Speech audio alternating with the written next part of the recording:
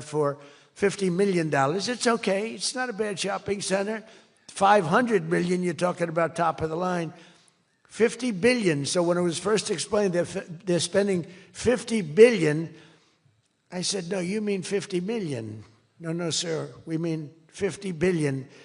And then I saw some of them that were the size of Manhattan. I said, they did mean 50 billion. And I said, well, what you're going to do is with that, how would you like to build your own electric generating plant? And they looked at me like I was crazy, because something like that, they really didn't understand it. The smart guys, they didn't understand it. They said to me at the next meeting, sir, the biggest problem we have will be electricity. I said, you don't understand. I told you last week, you're going to build your own. I'm giving you approval to build your own plant, and you will be approved within a period of 2 to 3 weeks. It used to take 20 years prior to termination. In other words, you would wait 20 years and you wouldn't make it. You'd be voted down 5 to 4. I said, we're getting you approved in a 2-week, 3-week period. In fact, Lee Zeldin, one of the superstars of this administration, I said, Lee, if it's oil and gas, get them approved in 2 weeks. If it's nuclear, add another week.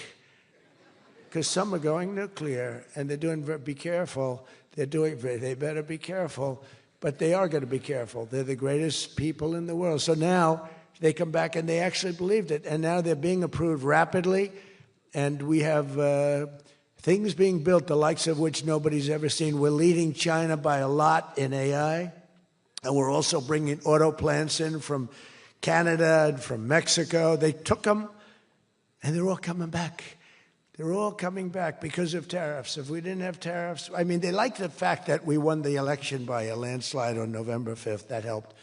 But they're all coming back, and they're coming back from Germany and Japan.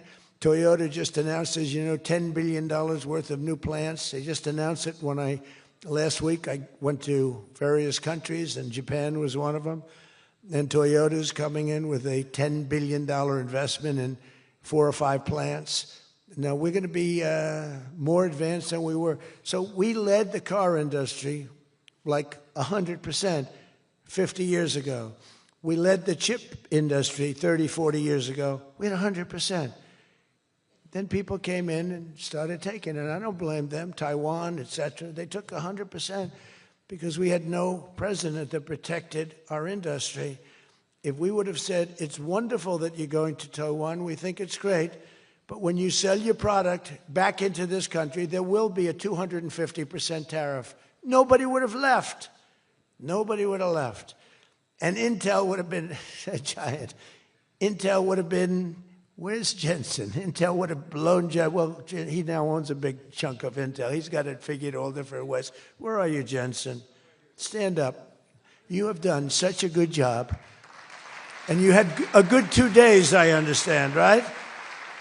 A good 2 days. How's Blackwell doing, okay?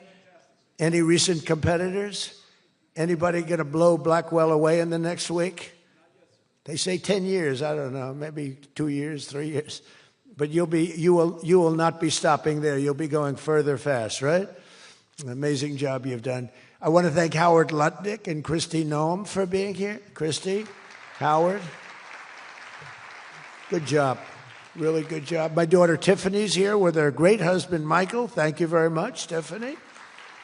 Thank you, honey. She was a great student. She went to Georgetown. She was a great, great student, and she finished really right at the top, and we were proud of you. And she was so proud, and her graduation got canceled because of COVID. But I say if her name were something else, they probably wouldn't have canceled it.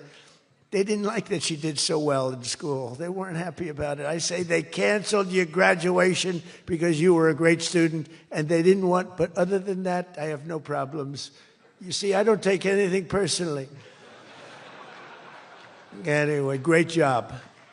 And of course, hundreds of the top minds in technology, finance, and private enterprise from both Saudi Arabia and the United States. But my message to all of the leaders and investors with us today, and they are the best in the world, is very simple. Under the Trump administration, America is back and America is open for business. And America is actually stronger than it's ever been before, ever. We rebuilt the military in my first term.